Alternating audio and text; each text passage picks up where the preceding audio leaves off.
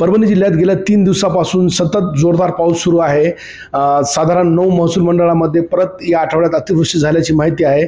या संदर्भात एकूणच जिल्ह्याची काय स्थिती आहे जाणून घेऊया। आपल्यासोबत जिल्हाधिकारी संजय सिंह चव्हाण आहेत। सर, परभणी जिल्ह्यात गेल्या 3 दिवसापासून मुसळधार पाऊस आहे। किती पिकांचं नुकसान आहे, काय स्टेटस आहे? आपल्याला असं दिसतं की या सप्टेंबर महिन्यामध्ये नेहमी जसा पाऊस पडतो त्यापेक्षा थोडंसं पावसाचं प्रमाण वाढलेलं आहे आणि कमी वेळामध्ये जास्त पाऊस पडणं हे आपल्याला दिसून आलेलं आहे। पूर्णा तालुका असेल, पालम तालुका असेल, काल परवा त्या ठिकाणी मोठ्या प्रमाणात ढगफुटीसारखा पाऊस झाला। इव्हन परभणी तालुक्यामध्ये सुद्धा हे पावसाचं प्रमाण वाढलेलं आहे। आपण प्रत्येक ठिकाणी आमची महसूल यंत्रणेला सजग केलेलं आहे आणि जेव्हा जेव्हा जायकवाडी धरणातून पाणी सोडलं जाईल त्यामुळे वेगवेगळ्या ठिकाणी पाण्याचे फुगवटे येतील किंवा पिकाच्या अनुषंगाने जेव्हा सोयाबीनसारखं पीक आहे, कापसासारखं पीक आहे जे नदी नाल्याच्या बाजूला आहे आणि ज्या ठिकाणी मग जास्त पावसामुळे पिकाला हानी होते आहे त्या ठिकाणी आम्ही पंचनामे करत आहोत। आमचे जुलैचा पंचनाम्याचा रिपोर्ट, ऑगस्टचा रिपोर्ट तयार आहे, पण आता दर आठवड्यागणिक याच्यामध्ये वाढ होताना दिसते आणि त्याच्यात काही दुर्घटनाही कधी घडतात। जसं आता आपल्याला 2 दिवसापूर्वी दिसलं की पुणेमध्ये आमचं महात्मा गांधी केंद्रीय विद्यालयाचे वसतिगृह आहे त्याच्यामध्ये पाणी आलं होतं।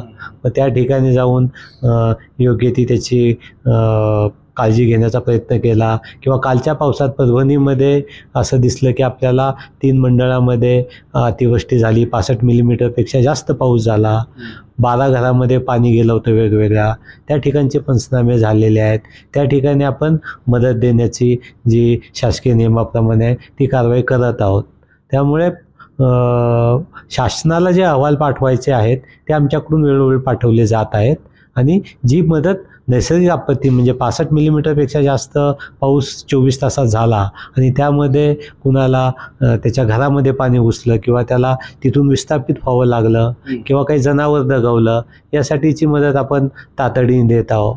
जसं गेल्या आठवड्यात मी आपल्याला माहिती आहे की याच्यामध्ये परभणी तालुक्यामध्येच धरणगावमधला एक युवक वाहून गेला, तर आपण तत्काळ त्याला पुढच्या 48 तासातच 4 लाख रुपयाची मदत, तिचा धनादेश त्याच्या कुटुंबाला वितरित केला। तर प्रशासन अतिशय संवेदनशीलपणे आणि गतिशील पद्धतीने या सगळ्या प्रक्रियेकडे पाहते आणि कारवाई पण करत आहे। सर्व माध्यमांना विनंती आहे की प्रशासनाची कार्यवाही आपल्या स्तरावरून लोकांपर्यंत आपण पोचवावी आणि प्रशासन हे नैसर्गिक आपत्तीमध्ये लोकांच्या सोबत आहे, त्यातून लोकांना दिलासा देण्यासाठीचे सर्व प्रयत्न प्रशासनाकडून होतील असं जिल्हाधिकारी म्हणून मी ग्वाही देत आहे।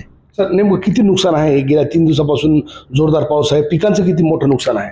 खरीप पिकांचं कसं आहे, खरीप पिकामध्ये पर्टिक्युलरली आपण कापूस किंवा सोयाबीन ही जी पिकं आहेत तर सोयाबीनच्या याच्यामध्ये आपल्याला असं दिसतं की नदीच्या कडेला जिथे पीक आहे किंवा एखाद्या ओढ्या नाल्याच्या कडेला आहे आणि मग ते पाणी वाहून जेव्हा शेतीमध्ये जातं आहे किंवा एखाद्याची जमिनीमध्येच सखोलपणा आहे आणि मग तिथं जास्त वेळ पाणी टिकून राहिलं की मग त्याच्यामध्ये सोयाबीनच्या शेंगामध्ये आणि याच्यामध्ये पाणी गेल्याने नुकसान होतं आहे। तर याचा आपण पंचनामे ज्या ज्या ठिकाणी होतं ते करतो आहे। नुकसान आहे, परंतु शेवटी याच्या बाबतीत कृषी विभाग हा याच्यामधला जो आपण म्हणतो ना तांत्रिकदृष्ट्या सक्षम अधिकारी आहे, त्यांचा अहवाल घेऊनच आपण याच्यामध्ये नुकसानीचा अंदाज करून योग्य ते प्रस्ताव शासन स्तरावर पाठवत आहोत आणि नुकसान भरपाई देण्याची व्यवस्था केली जाईल।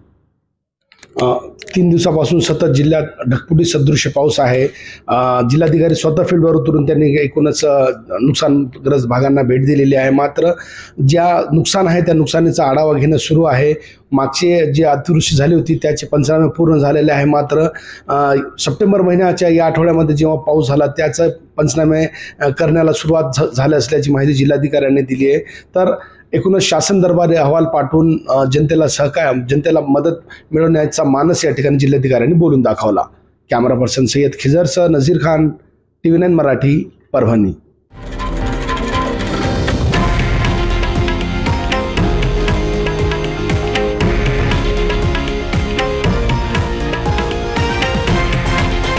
हे आहे देशातील नंबर 1 न्यूज नेटवर्क आणि आपण पाहत आहात TV9 मराठी, एकमेव.